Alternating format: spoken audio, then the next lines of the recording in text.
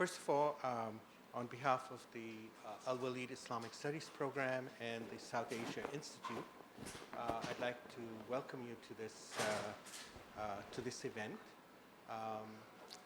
We are particularly grateful to Salim and Sulaiman for not only coming here, but I'll explain to you in a few minutes, they've specially come to Boston just for this event. So they're really here for 3 hours or less, something like that. And they've just flown in from New York. I picked them up at the airport, brought them here, and straight after the event at 1:30, they're getting back into the car, and they're going to the airport and flying to Toronto. So this is, I've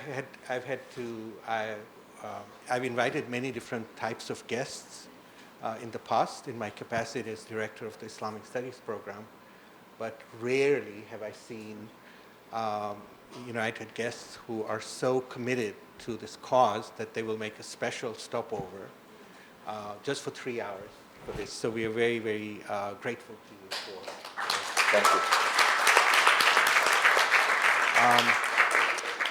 I'm also grateful to Mo, manager, as well as Azim from Ismaili Mail for creating the initial connections with us, because as you know, life is full of connections. If you don't have those connections, things don't happen. So in that sense, I'm grateful for your assistance with this. Now, I'm not going to say too much about Salim and Sulaiman. They are well-known musicians as well as music composers. Their breadth and range of their musical abilities attest to their intrinsic genius. They have won many awards for their musical scores and compositions, not only in Indian cinema, but also American cinema. And they've collaborated with some talented and groundbreaking musicians, including, which I was very surprised to find out, Lady Gaga. So they have some very interesting things in their musical career. But while we can think about them as artists and musicians, the way I think about them is that they're knowledge makers. We usually don't think of artists as knowledge makers. You know, we talk about a knowledge society, and normally when we talk about knowledge society, we talk about science and technology and things like that. But Salim and Sulaiman are knowledge makers in the sense that along with the sciences, the social science, the natural science, and the humanities, the arts, both as experienced and as they're practiced, are irreplaceable instruments of knowledge.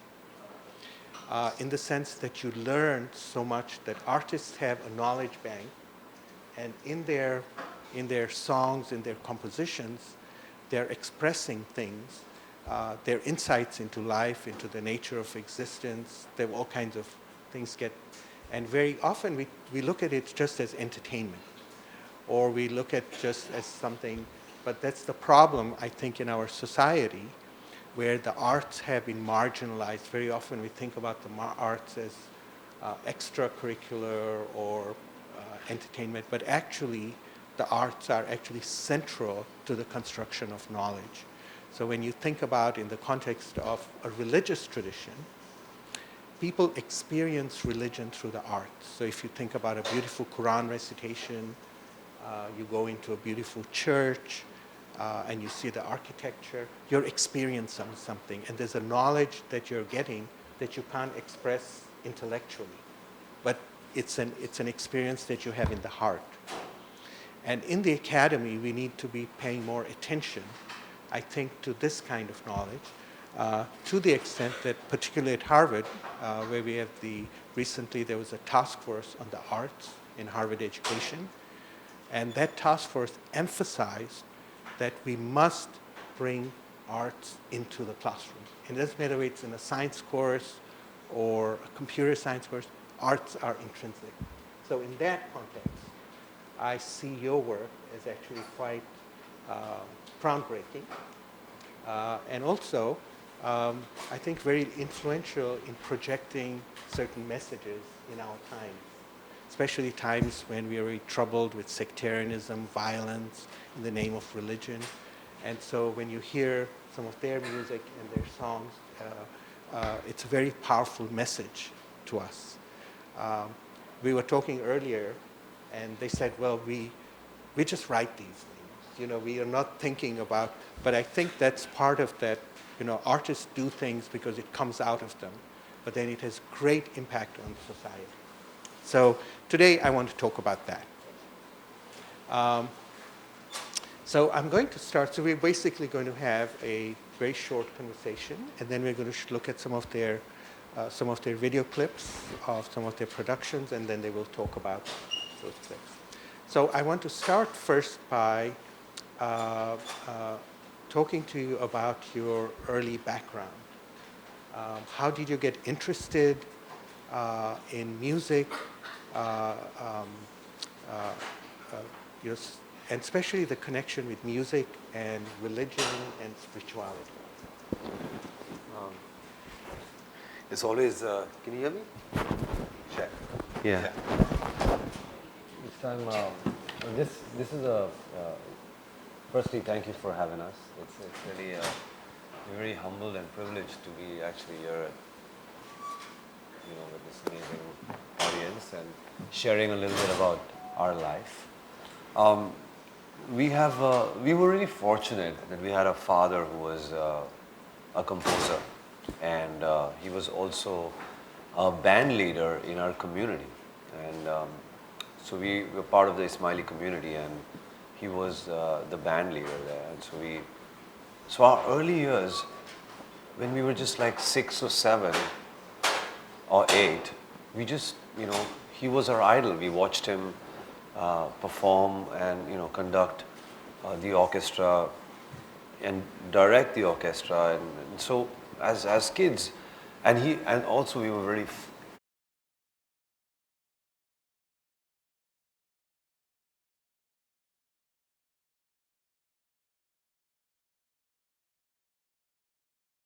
As kids, we didn't really have any toys. Because our father was also he used to manufacture musical instruments. So we had bongos and congas and stuff like that in our home, which were like toys. So it was right from the very beginning that we were interested. And Sulaiman and me both were, we started off banging the drums, and obviously he stuck on to learning drums and tabla. And I was a little younger, so it was a little hard for me to coordinate my hands and so I went on to the simple thing of playing keyboards and piano and harmonium. So we both studied Indian and Western classical music, which was, I think, really amazing because there was the foundation of our musical career. We both studied music thoroughly, and I was, we were very fortunate. We had a great school. In fact, one of my friends, very close friends, who was also part of the school band, Asif, who lives in Boston right now, is here, and I was so happy to see him. So it was really good that early years were just, and later on, I didn't really go to a college. I studied, after my 10th standard, I actually did Trinity College of Music, London, and I studied Indian classical music with Ustad Sultan Khan. And we're really fortunate that our parents never told us to, they looked at music as an industry, and the love for arts was so much in the family that we got amazing support from our parents. Going to medicine at all. Engineering. Father was a composer, and then he manufactured musical instruments. So it was, we were right, like living in this whole world of music, and we were really fortunate that we, there was no college or anything like that. We just studied music, and that was really incredible. But I must say that the interest for music and the interest for the arts actually started in the community, because there was so much You know, I keep saying that music is about people. You know, when there are, you can sit at home alone and write a piece, and you know, and nowadays everything's on computer, so you can do things and feel good about it and play it for your friends and family. But when you make music with people, it changes. You know, you see how different hearts meet and different minds meet, and it just brings together a different energy. And you know, that's why this whole interaction between people is so important when it comes to music. So right in the early years itself, we experienced this with our you know, our father's orchestra, the Jamaat Khana Orchestra as it was called.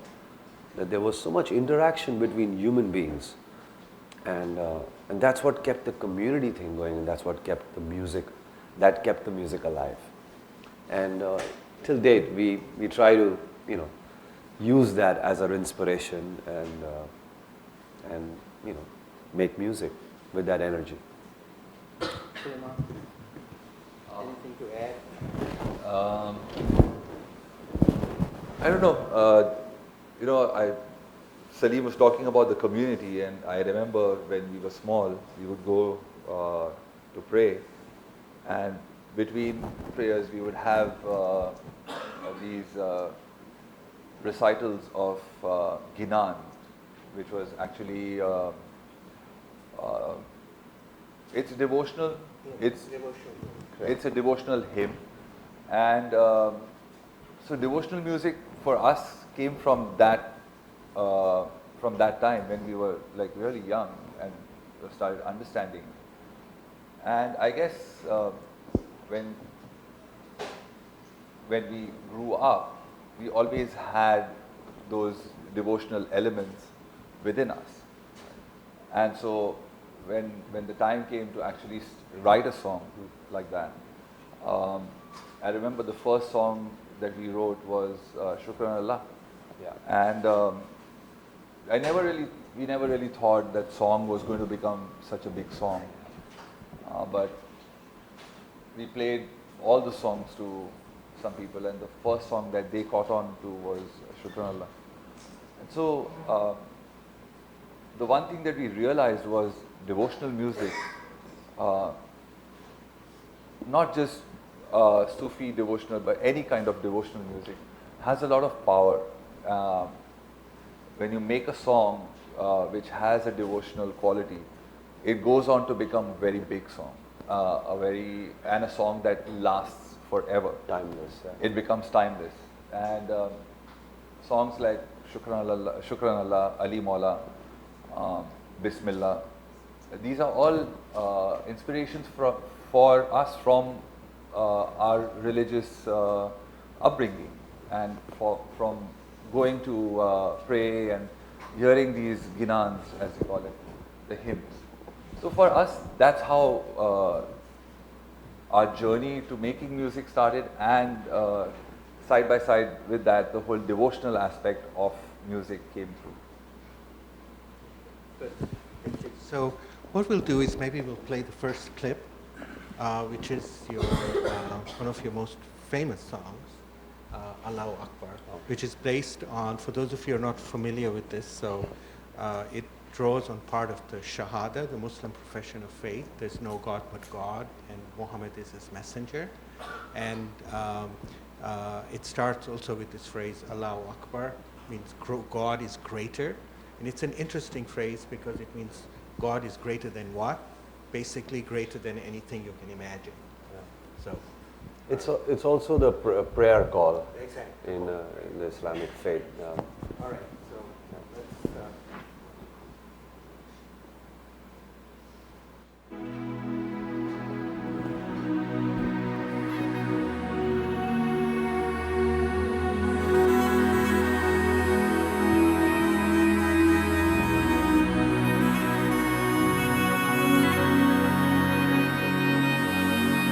Allah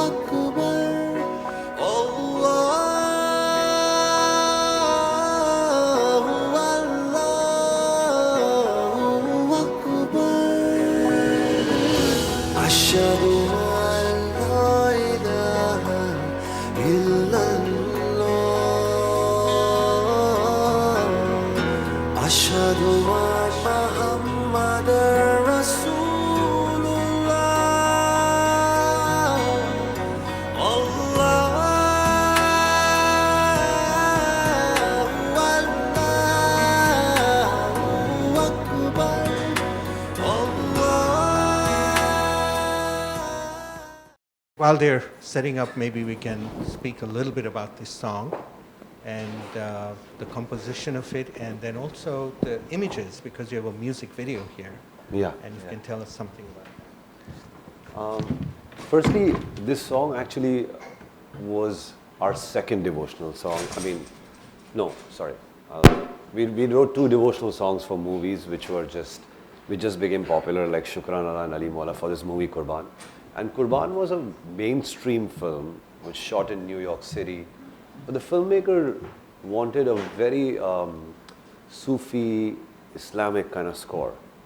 And so there were situations where, there's a main character, the main actor in the film, Saif Ali Khan, he's in a mosque and he prays that, thank you Allah for the love I have.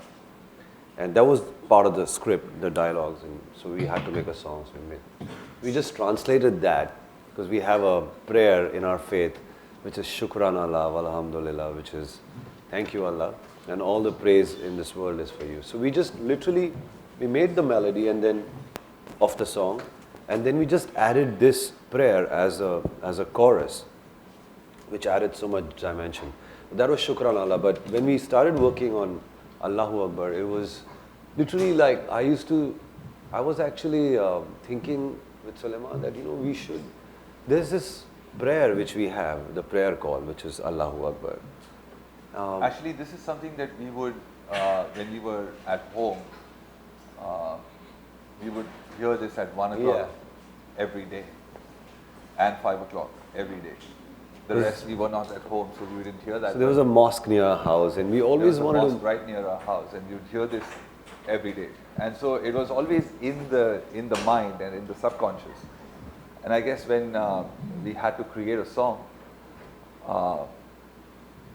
it just came very naturally to do a song. We wanted to make a song which was like we would like to listen to as a devotional song, and with people who are from the new generation, like the kids who are 10, 12, 14, and in that age group would like to listen to a prayer which is presented in a more contemporary way, without taking away its devotional quality, without taking away it's just a different take on the prayer, keeping the devotional quality intact, just adding a soft beat to it and giving it a bit of a musical background, which creates a treat for the listener. And it was not just, we thought that this song it's not just for people who follow Islamic faith, it's for everyone, because it had so much of peace in its text. It has so much of peace that we wanted to somehow portray that through the music. And we just gave it a shot, and you know what? Music is like that. We made it, and then next day I wanted to go back, rush to the studio, wake up in the morning, rush to only listen to it. And that created that, that like, wow, this is something nice. And we have to, develop it. And then it just moved on to it being like a full-on song with proper, and we added some little bits of lyrics as well, which is not part of the Arabic script, but lyrics which were very meaningful, of asking for forgiveness, showing us the right path, and stuff like that, which was just very like prayer kind, and it just turned into a song which we really loved listening to, both of us. And then we said, okay, fine, now that we have this song, we may as well shoot a really nice video, and Sulaiman can elaborate on how the video came up. So we have this friend of ours, Prashant Chadda, who works with us on doing videos and stuff. And when he heard this song, he said,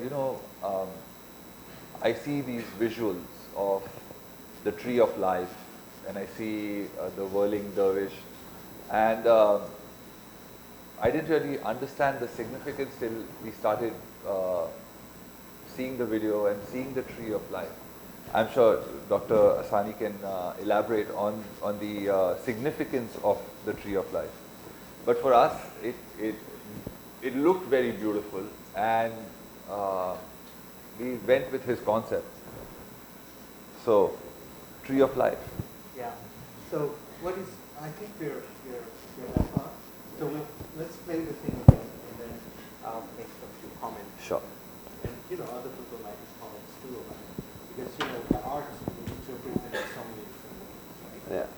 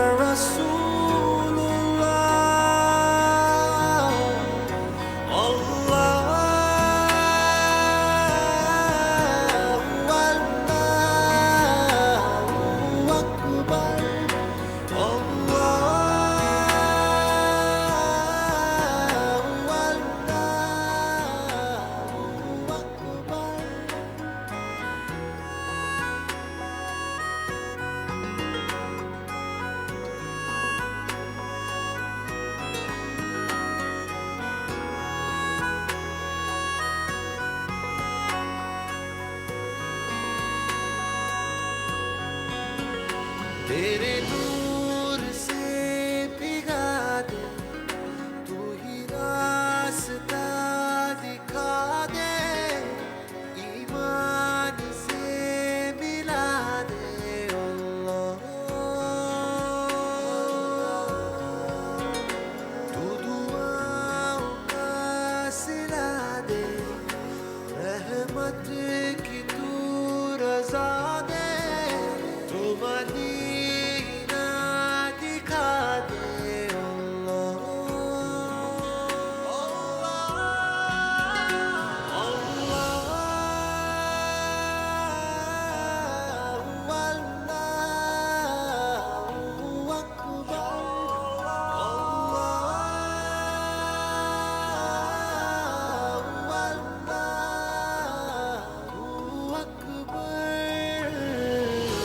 أشهد أن لا إله إلا الله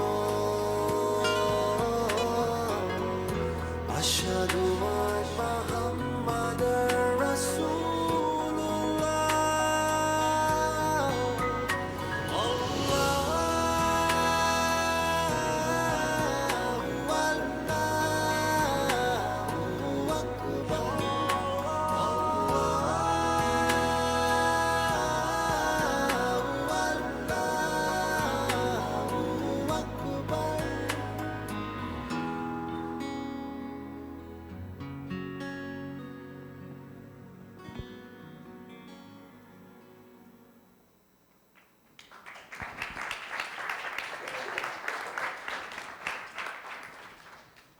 So one of the things I noticed in this piece is, of course, the light.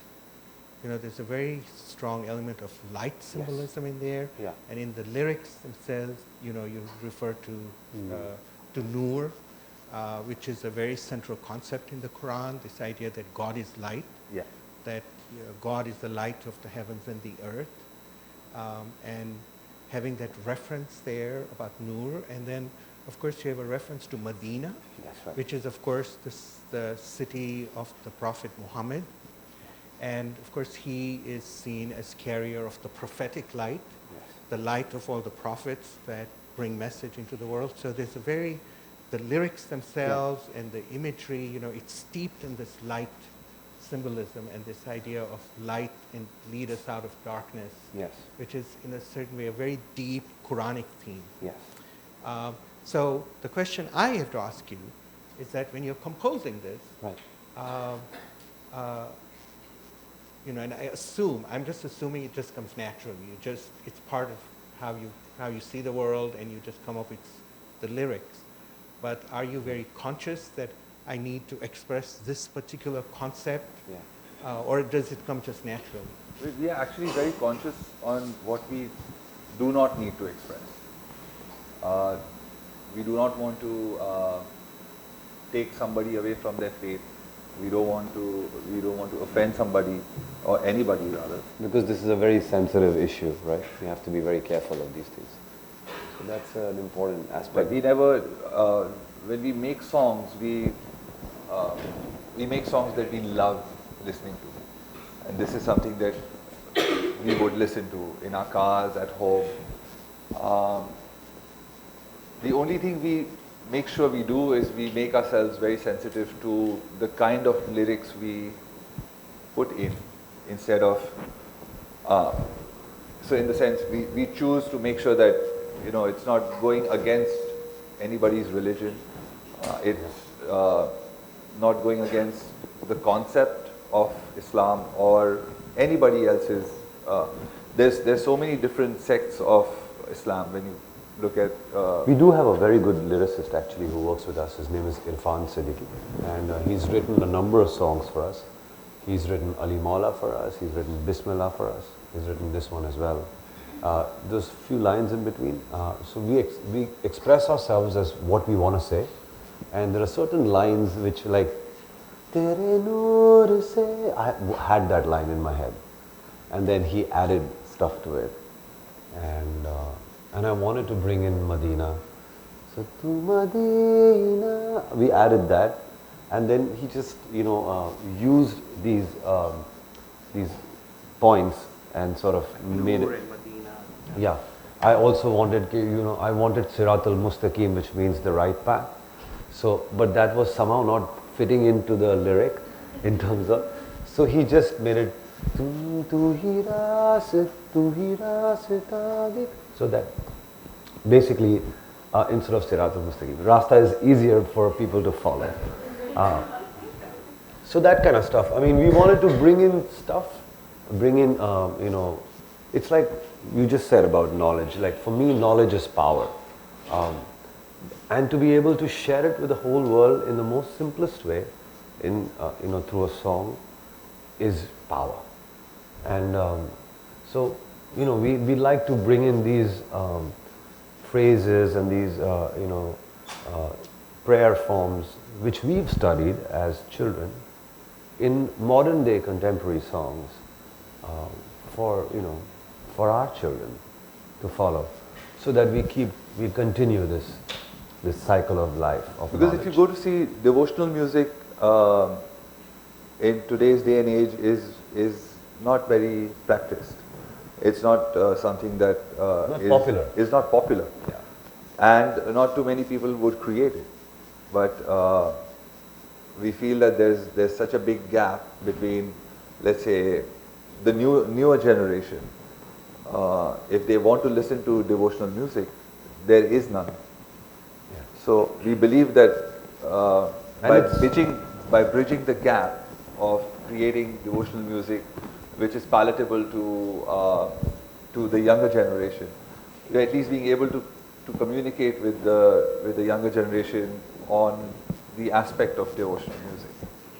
Yeah, and it's amazing. I mean, when we performed Bismillah in front of His Highness the Aga Khan, that's what he said to us, that it's amazing that you all make devotional music, and I hope and pray that you continue to do so, because devotional music has been going on for centuries. And so I'm very happy that you make devotional music and continue to do so. And there's something really, if you look at it, there's so much of music which is happening, in the films, in the record industry, and songs come and go. But songs like these remain forever and ever because of its devotional quality that makes it timeless. It makes it, I mean, you can have, 10 years later you can listen to this song because of its simplicity and its timeless quality. And yeah, we didn't make it for that intention, but it just came out one evening, and then we said that we have to make this work and elaborate it and present it in a way that it becomes timeless. So one of the questions that you said that you create things and you don't want to offend people, but obviously, when you start talking about music in Islam, there are some people who will say, oh, music is haram, and that Islam does not allow music, and I'm sure you've encountered this. And what is your position about that? Actually, I have no position because I create music, and I don't think it is. I think there are lots of misinterpretations of. I mean, there are so many. This is a very different topic. I'm going to just jump into another song which I'm sure you have on the agenda, but there are this whole thing about terrorism is also is something where they say like, oh, all the people who actually spread this, they say, oh, you'll go straight to heaven if you kill people. And I mean, what kind of concept is that? So there are a lot of misinterpretations of the Islamic faith, I think, and what we follow through our music is just something which comes out of our hearts. It's not like we don't put our heads to it, really. Most of our songs, which we've made devotional songs, has just been an expression of our feelings, it's been a reflection of our personality, of our faith and of our background in the way we've been brought up. So we've never really planned to, okay, let's make a devotional song so that we can impress our community, or we can sing it at a concert. We've done it because we wanted to do it. Really, like internally we felt like doing it. And it's taken us time to make it, nurture it, get good lyrics for it, and it's taken 3-4 months or 5 to actually release it. So we make songs out of love and out of devotion from us. It's not to and then of course the whole thought about, oh, will we be offending somebody? These are just little thoughts which we of course think about. But I don't think a song like that offends anyone, and if it does, it's too bad. But honestly, we just Yeah. Well, actually, this issue about music and Islam, it's a controversial issue. There have been debates for centuries about this. Yeah.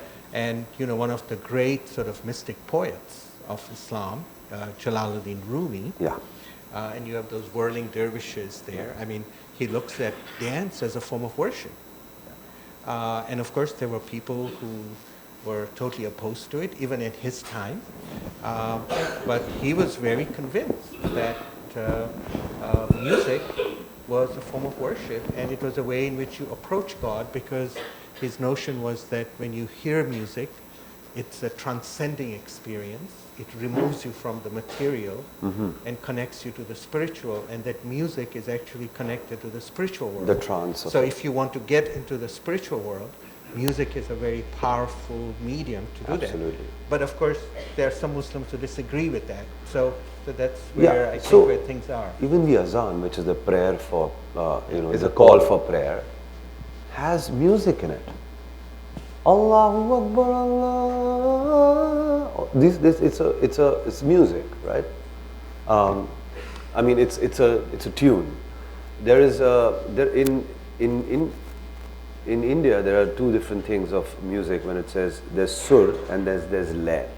So le is a tal, which is a rhythm pattern, which is a cycle of rhythms, which is not allowed in Islam, according to some Islamic, what do you call them, people who think that music is haram. But I think there's a lot of music in the azan itself. There's, the notes of the prayer call is music. So where's it all going? And then even in the Islamic world, there's something called naat. Naat is is poems and whatever, and they're sung with a beat, and it's legit and it's proper. So I don't understand. Like, there's a lot of confusion here, but we are pretty straightforward in terms of we just do it from the heart, and and there is really no. We don't think about this whole thing about haram and stuff. I mean, yeah. All right.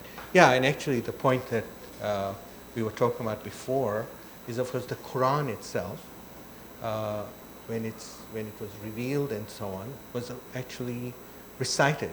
The word Quran means recitation, Yeah. and it's really a performance, Yeah. in the sense that when somebody connects with the Quran, you listen to the melodies. So let's look at the. Oh, they have another projector? All right. Okay. So we are, so while they're switching projectors, let's talk about the next song, which is sort of, you mentioned terrorism. Yeah. And of course we see, again, there's a lot of terrorism in the name of religion. Yeah. People invoke religion to commit crimes, really, against humanity. Yes. And it's not, I think it's not peculiar to Islam. You find other religious traditions are also being invoked in this process. So we live in very difficult times. But in the Muslim world in particular, we are seeing, people's political agendas start taking on a religious thing. And so this next piece, Khalipan. That's right. Do you want to talk about that? It's actually, in December 2014, there was a deadly incident which happened where, little kids went to a school, an army school, and they never came back home that afternoon. This happened in Peshawar. This happened in Peshawar, and that afternoon, Sulaiman and me met up in the studio, and then I just happened to tell him that, what if this happened to our kids? What if our children never came back from school that afternoon? And we were just both speechless, and we were like, we had absolutely, we can't even imagine our kids not coming back from school. I mean, imagine the parents and what their families are still going through. I'm having a hard time even talking about it because it's unimaginable. Those children never came back home that afternoon, and it took us a couple of days to get over this. I mean, it's still very strong in our hearts, and we wrote a song for that, and which is called Khalipan, which means emptiness. Emptiness of those families, emptiness of those parents, and emptiness of this society. The fact that you can kill little children. I mean, what has it come to? I mean, all these things. Like I read somewhere on Facebook that man was made to be loved and things were made to be used, and it's kind of like it's gone reverse. Like man is used and things are loved right now, and it's all this. I don't know what's going on in this society, in this world. And Sulaiman and me were both very disturbed. It took us a couple of days we had to bring this expression out from our inner selves, and we wrote this song, Khalipan, and we had a fantastic lyricist who collaborated with us, who at that time was working with us on a film project, and but we had to just stop that film project because there was so much of all this going on. There was so much of talking which was happening in the studio, in the room, that we wrote this song. And he came up with some amazing lines, this whole idea of why is You man... get heaven when you... Yeah, that too. But why is man used and things loved? And these people who kill in the name of heaven and getting Jannat by having millions of graves. I mean, there's no concept behind that. I mean, there's no reasoning. So he put that in a beautiful poetic way in Hindi, in Urdu, which he's written, Jannat ke bahane, kabr ki dukane. Dukane means shops, and bahane means reason. So in the name of heaven, these guys have made shops of graves, and it's written very beautifully. I mean, if you understand the language, it's really very well put in terms of poetry, and the song by itself was very powerful. It has shades of anger, because the whole thing is like, why are we killing children? How can we kill children? What is humanity come to? So the whole song is about the question mark why, and it's got shades of anger, it's got shades of sadness, it's got shades of frustration, and and emptiness. It's how Sulaiman and me have felt about this whole situation, and this thing is still very strong in our hearts about these children who are gone forever, and they'll never come back home. So in the video, if you see, we actually imagine a world without children and how empty it would be. And so you see, visually also you see the whole, the streets are empty, the whole city is empty. We went to we wanted to bring the expression of emptiness in our lives and the way we felt into the video. And when you see the video, you understand the way the emptiness comes through. And again, this was written it was just an afternoon of just too much of emotion for these kids and their families. And we are lucky that we are artists, that we can express ourselves through this powerful force called music. And it's just that. I mean, we never thought it was a dedication to those children and to their families. And this was our way of expressing ourselves. We never thought we'll make a video and all that. It just started off as a song, and then people's energies just joined in, and they said, okay, this is... people cried when they, like people who were involved really. And I mean, I was continually weeping as well while making it. So yeah, that's it. It was... Okay, so let's watch this.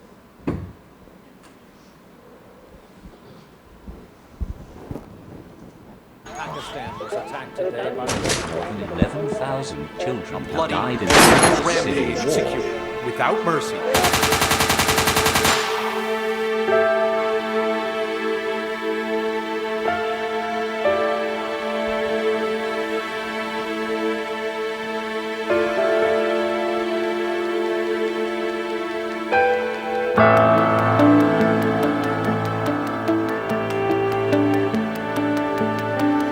खुद गर्जी इस जमाने की पहचान क्यों है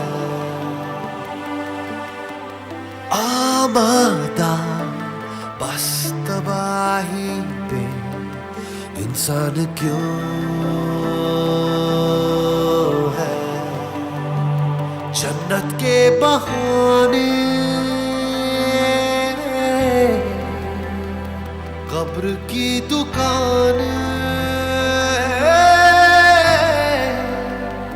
हो आजादी आजमाने का अंजाम क्यों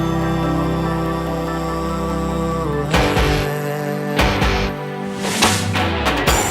खाली खाली खालीपन है खालीपन क्यों खालीपन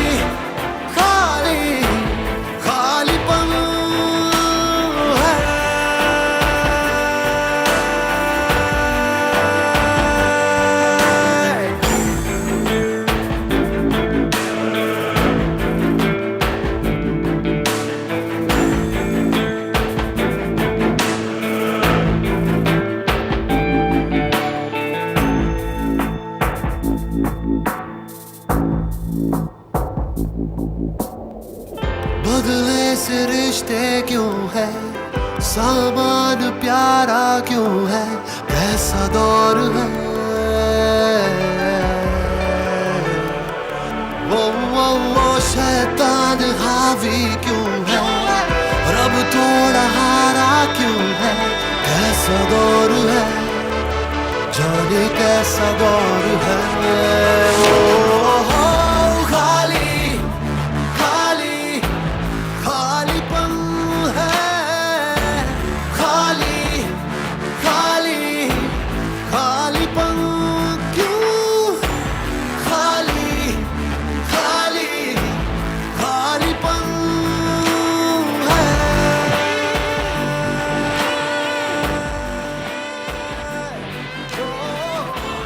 खाली खाली खालीपन है खाली खाली खालीपन क्यों खाली खाली खालीपन है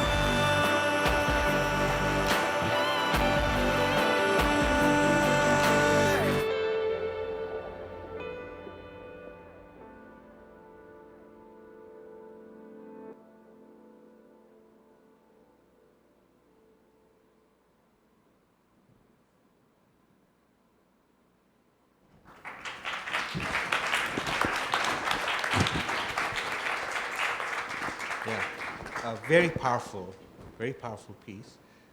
And I was just wondering for those in our audience who don't know Hindi, Urdu, if maybe a couple of lines that stand out for you, maybe you can just talk about them. So it starts with a line called "Khud garzi is zamane ki pehchan kyun hai?" Why is selfishness the sign of society today? And then amada is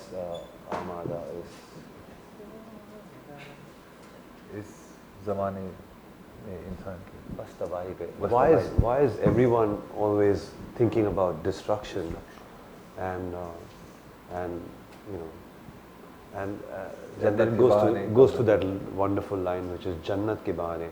All those people who kill in the name of going to heaven,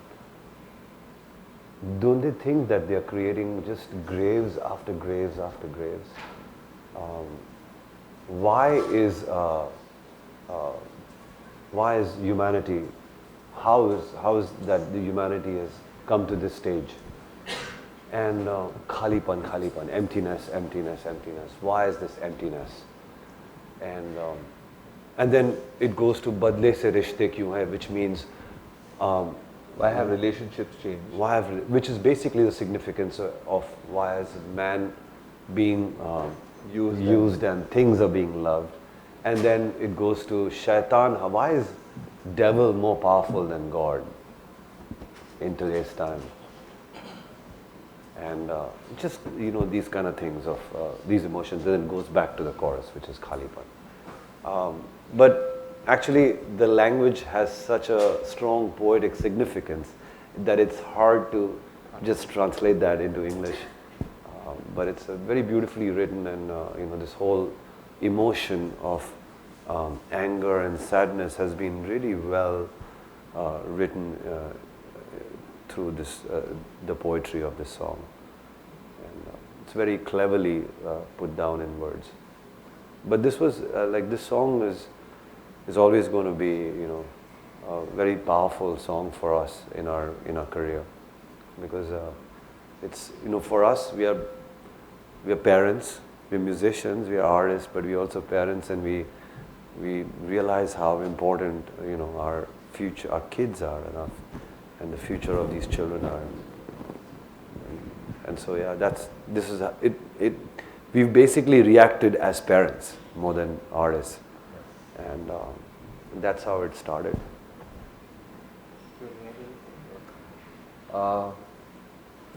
No, he said, Salim's actually said every single emotion that we both felt at that point.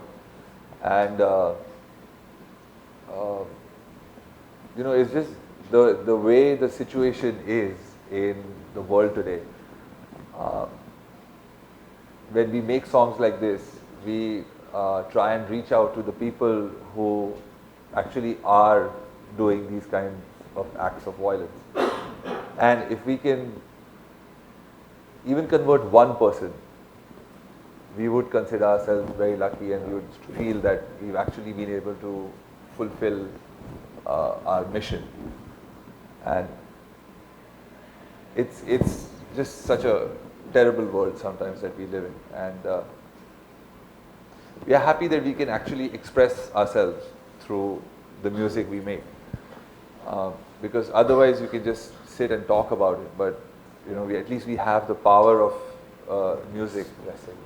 And a lot of times, you know, music changes according to the kind of environment you live in and the kind of situation you are in. Let's say a country is going through war or troubled times. You see the kind of music that comes out at that point is actually the people's voice, and it's the people's expression. And so this song was one of those expressions that we came out with. Yeah, no, I think it's very striking in there because it's sort of the contrast to the people's expression as opposed to the politicians' expressions, which are very different. So, and sometimes we hear the news dominates the political expressions dominate, and the people's voice is silent, and this is very powerful. So, all right, so we are going to open up for some Q&A. Just in the interest of time, because they have to be out of here by 1:30, so they can catch their 3 o'clock flight to Toronto. I feel bad. Sorry. Yeah. So what I would suggest is that really ask, if you have to ask questions, right? You know, stick to a question. You know, minimize the kind of commentary. You know, sometimes it's always difficult. People want to say a lot of things, but just in the interest of time. So what I'm going to do is, just so we can get as many questions as possible, I'll just point out 3 people, and you can just ask short questions, and then you can respond to those 3 questions, and then we'll take another 3, and so on. So we can try to squeeze in a lot of questions. Sure. All right, because I'm sure lots of you have questions to ask. So, all right, so we have one there. Yeah. Yeah. Just ask, are there specific Urdu poets that come to mind when you write your music? Okay, and the next question? I didn't understand the question. Sorry, we didn't understand. Sorry, can you just be clear a little bit? I didn't. My question was, were there specific Urdu poets that influenced your writing? Sure. My question is relating to the last kind of, the incident that you kind of responded to. These are reported incidents, but if you come from India, there are many unreported kind of caste issues, you know, where people are slaughtered every day because of their belonging. Yes. Do you ever think of engaging with issues like caste or the untouchables issue? You will enter into a very uncomfortable space. Mm-hmm. And can we have one more? This is on a more personal level. What kind of things have you exposed your kids to? You were exposed to what your father made with hands. Sure. Are your kids exposed to something very different, more electronic? And second, what's the most precious thing you've done with them? Wonderful. So coming back to, we'll just answer the poets. Yeah, poets like Bulle Shah have really influenced us. In fact, you know, we've tried to in our film material which we've done, we've used certain things which, you know, like for instance, a song like Hole Hole has Ghalib, because Ghalib, he was also an amazing writer. He was a poet, and you know, there was a line where he says "Aankh ka darya doob ke jana," which is there in this song Hole Hole in Rab ne bana di jodi. So we've used, you know, subtexts of these poets and sort of made them and put them in commercial, mainstream Hindi cinema. I hate to use the word Bollywood songs. You have to be very smart. You can't like be preachy, because you know, you're making music which is going to entertain people, and it's going to enhance the movie. But at the same time, knowledge is such a wonderful thing, and if you have it and if you pass it intelligently through a song, it's always very satisfying, and it's always very, you feel very happy doing that. So we managed to do that. So Bulle Shah is one, Ghalib is the other, and I would really, I've really studied a lot of musicians and composers. I wish I also studied poets as much as I studied composers. But a little bit of our knowledge about these amazing poets, we've tried to incorporate in our music. Okay, second question. The caste thing. We don't make music about caste or religion or anything like that. We make music about what touches us. Yeah. So this incident was something that touched us. Because we're also parents, right? And like I said, we just reacted to how normal human beings react. We don't make music to make a point. It's always a feeling which is very internal, and we are fortunate that we can actually bring it external, and share it with the world. But it starts with a very deep-rooted internal feeling. The world has many issues. There's caste, there's poverty, there's whatnot. There's all kinds of things, and we don't make songs for every issue. This incident touched us because we were parents as well. And it's devastating to see little children being slaughtered. Can you imagine those little kids hiding under the table while the gunfire was on them? You can't even forget it. We can't even talk about it. I would say it also, I've seen, in terms of the amount of, a lot of the proceeds from many of your concerts, you devote to helping the poor, the sick, the needy in society. So that's actually quite also a way in which you're making an impact. It's nice to give back. It's great to entertain people, but at the end of the night, if there's a collection and if a part of it can go to some organization which helps development, it feels great. You feel happy. When you finish a concert, when people are just like saying, "Oh wow, great music," and it was such a beautiful night of entertainment, devotion, and whatever. But you feel happy as an artist when you go back home that you've given back to society, not just music and knowledge, but also some kind of something. Okay, and then you have the... Okay. You asked us about our kids being exposed to. So our kids listen to all our music, right? So they are exposed to all the problems and all the feelings that we feel. They're also exposed to other music. We try and limit the music to sometimes not too much Bollywood, because Bollywood can be a little too rough sometimes, a little too explicit.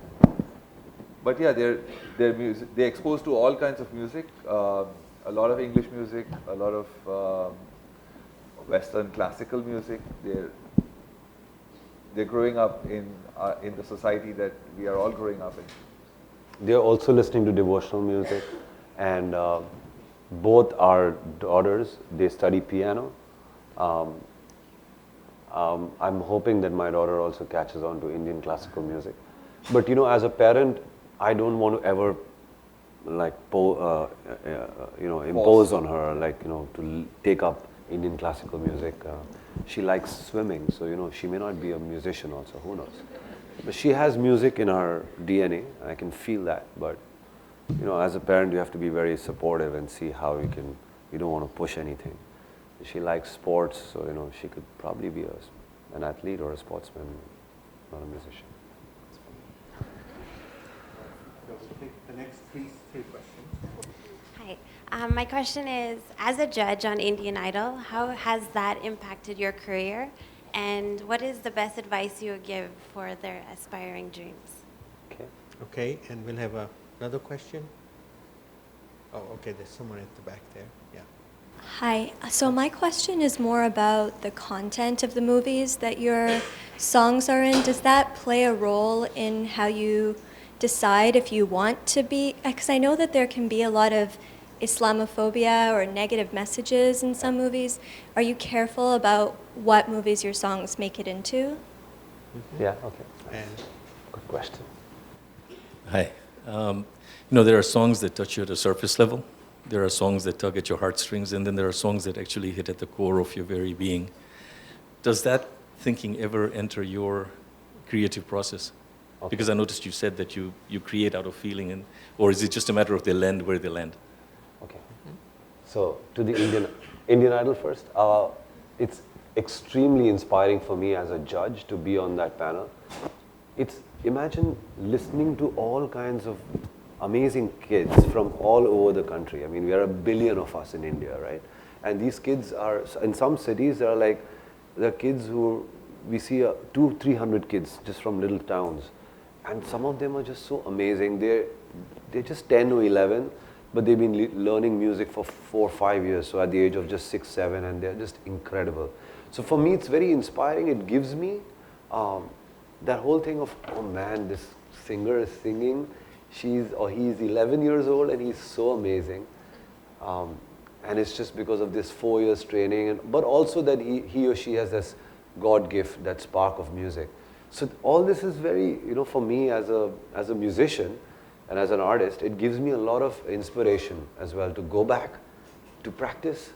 Yeah, it's true.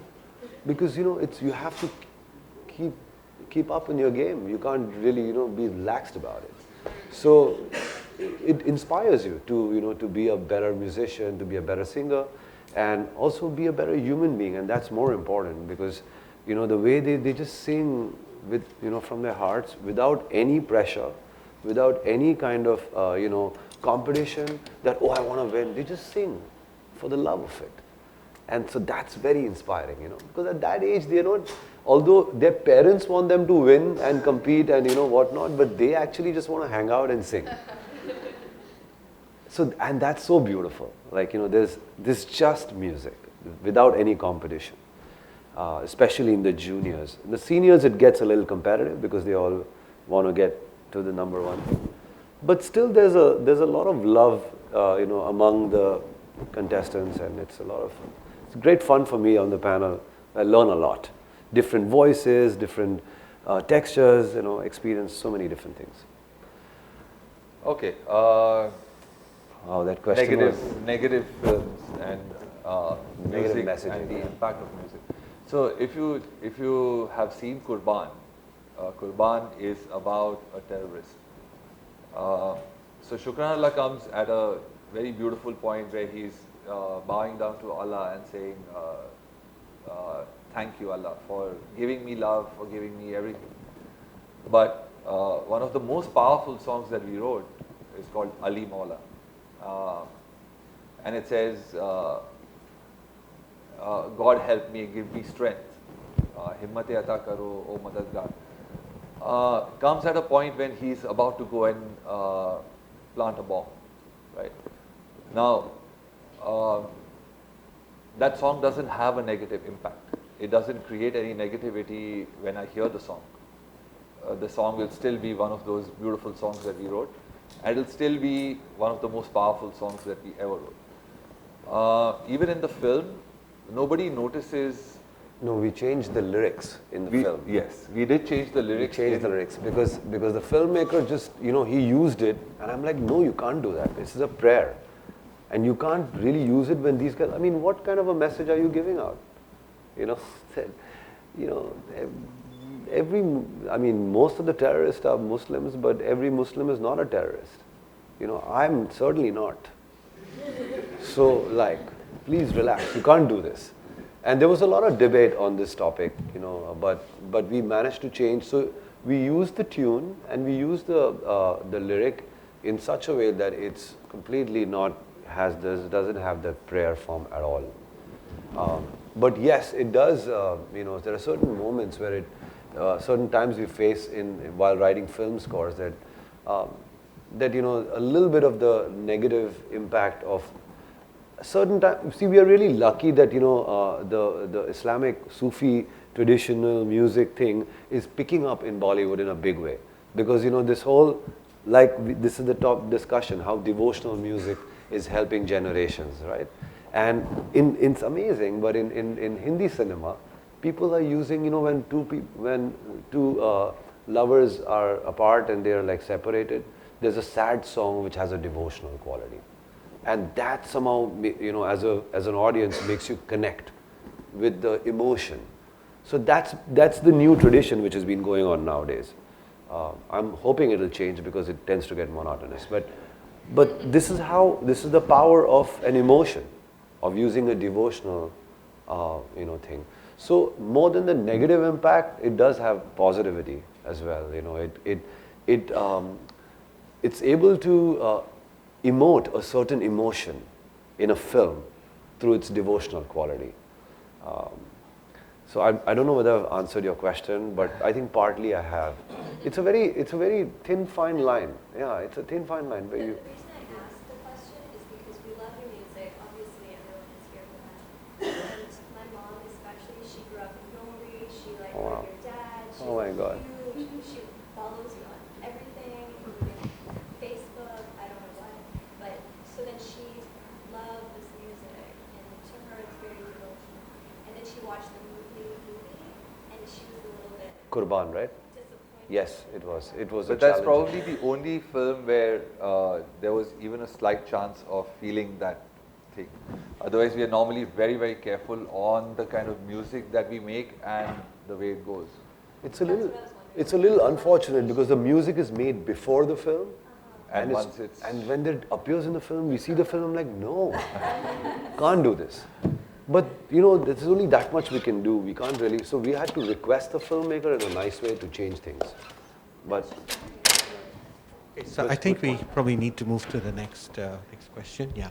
okay, so yeah, the core of well, honestly, really, like I said, there's no agenda of touching people and capturing them, and no, it's just a reflection of our personality. When we make music, we just feel like, certain things which hit us. And just as human beings, we emote through our music. And that's the only difference. And we are fortunate that we've been able to touch and, move people through these emotions, which we've done very, selflessly, without any agenda. People normally emote anger by screaming or shouting or, violence. We can emote anger through our music. So Yeah, this is what we are did in fortunate. Khalipan. We're fortunate enough to be able to do that. That's good. All right. So we have, can we have like 3 more? I think there's somebody up here. Yeah. So we've got somebody there. Yeah. And then we've got somebody here too. So.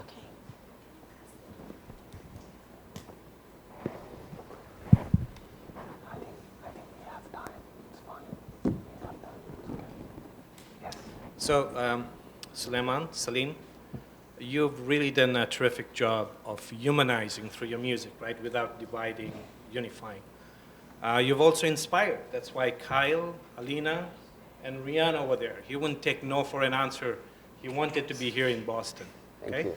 So what next? You've inspired, you've united, you've used music as a knowledge base, etc. What next for humanity? Because that's, I think, where your music is rising to, right? Oh my God, I'm so happy you said that. Sulaiman and me were discussing last month that we made all these very intense songs, like devotional songs, and this Khalipan was, which happened because of this Peshawar incident. And we really just want to make a fun song right now. We were just thinking about it. Because, celebration is such a strong emotion, which we sort of, like when we make this Band Baja Barat song, Avi Avi Lut Gaya, it was a wedding song, right? But it happened like we were sitting in a car and we were going to a place in Delhi and the cab driver was speaking to somebody really loudly, Kya to hai, Avi Avi. So that's when we first heard it. And we were working on this wedding film and, I said, hey man, let's just use this word. It's just very, Avi means just like that. That's the actual meaning of it. But being in Mumbai, we never heard this.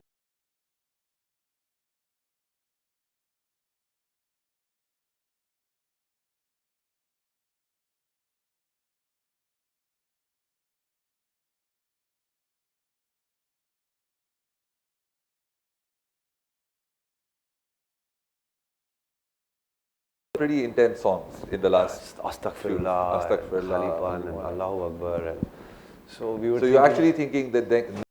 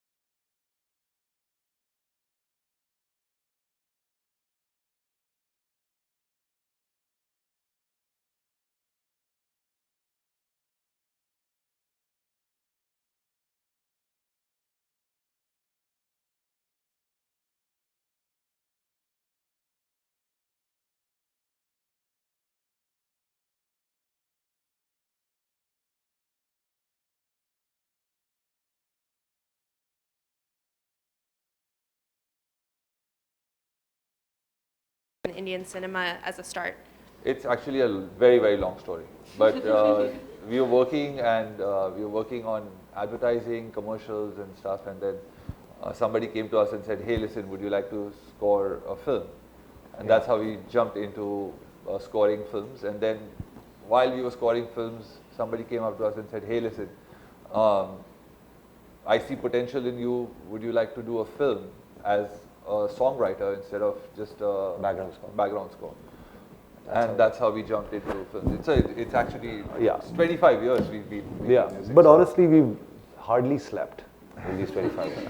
And I mean, there are days where we slept for like 15 hours, and then there are days where we haven't slept at all. So, but honestly, like, you know, for us, I feel we've been on a vacation for the longest time, because this is not something like we work at. You know, it's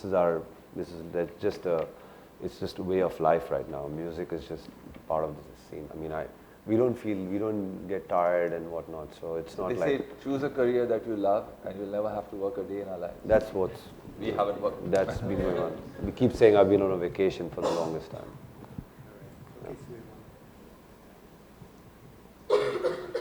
So my question is, did you study or were you motivated by the tradition of Indian folk music, especially in the context of devotional folk music from various places? Good question. We wrote an album called Bhumi, which was the first Indian contemporary folk album in the year 1992 or 93, I think, yeah. But it released in 97 because the record label thought it was too intelligent for its time. So, and too early for its time. So 5 years they sat on it and they released it after 5 years, which broke us completely. And that's where we jumped into Bollywood. Because we realized if we have to be heard, we have to do mainstream cinema work. So it's like a whole cycle of life. We've started with folk music, and it's interesting you said that, and then we've gone to mainstream, which is films and Bollywood and whatnot, and now we are coming out of it slightly to feel our roots and our, you know, our internal things more clearly. So we are doing songs which are more meaningful, keeping our film career alive. If you see the last couple of years, we've done stuff like MTV Coke Studio, where we were able to project the folk. We in fact used songs from Bhumi. Bhumi was an album which we did, so we used like a couple of songs, which was, one was a Krishna bhajan and one was a Hari bhajan, and you know, so we used, these two songs were really very close to us. We used it in Bhumi and their folk album. We just redid it for Coke Studio, and that's where actually we wrote Bismillah. That song we wrote originally for Coke Studio. So it's a complete cycle now for us. Starting the second one. Yeah, I I was just curious what kind of Western or other international music you're really enjoying right now, whether that be some genres or artists. Oh, great question. I've been listening to a band called Dirty Loops. It's a fantastic, I mean, they're Swedish, and I've also, my favorite artist has been Seal, the singer Seal, for a long time. It's just, I've been listening to him, and yeah, I've been checking out all the new stuff, like Ed Sheeran and, you know, all these singer-songwriters, the new guys, really good. Plus, we're listening to all the EDM stuff. It's not like we close our ears and not listen to it. And also classical stuff. I still listen to Nusrat Fateh Ali Khan. I still listen to Ghulam Ali. I still listen to Madan Mohan. It's amazing. I mean, the palette is so, and we're lucky because we take long flights. We just plug in our headphones and disconnected from the world. You know, at that time, we're just connected with music. Piggybacking off of that, do you guys ever sing your own songs or listen to your own stuff, or is that weird? All the time. All the time. Yeah. And then, do you guys feel influenced by like We're Bollywood? performing most of the time. We're performing our own songs. You know, we do about 75 concerts in a year. So that's 150 days gone just in the concert mode. Right. Do you guys find yourselves influenced by Bollywood? Them still telling you perform this type in order to get to where you want to be, or else we won't. There's a lot of stuff going on in Bollywood. You know, there's good cinema and there's interesting cinema. There's commercial cinema, and there is, you know, all this really cheesy stuff as well. So you have to choose where you belong. You know, if you're offered a cheesy film, I'm sorry I'm using that word, but you know, it's a popcorn kind of film. And if you're not in the space to, you know, fortunately, we can decide, you know, that we don't want to do this, we can do that, we should do this, we should do that. So we are really fortunate, but we spent a considerable amount of time where we didn't choose. We did everything we were offered. But by now, I think we can sort of say no to things which don't excite us, because it's very hard to, you know, just do stuff where our hearts are not connected. Okay, so that's actually an interesting note to end, because as I said, that you get to choose what you'd like to go, what movies you'd like to sing for, and what events you'd like to come to. And so we are particularly grateful that you actually took time out from your schedule. Think this was an important event to come to and attend. I think it's been very educational for us. And we have a little gift for you here, typical Harvard stuff. Oh, wow. And so, yeah, let's not forget, so you know that you came to Harvard. Oh, wow. And, yeah, and you know, I think also that I think this issue about knowledge, I think usually this idea of what constitutes knowledge, and we need to seriously think about how the arts are so central as a form of knowledge, and they should be central to the mission of the university. Absolutely. Right? So, yeah. Absolutely. So thank you for that reminder. Okay. Thank you. Thank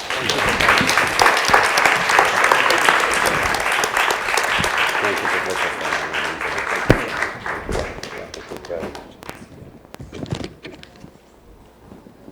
Thank you so much. Thank you so much, guys, for coming out.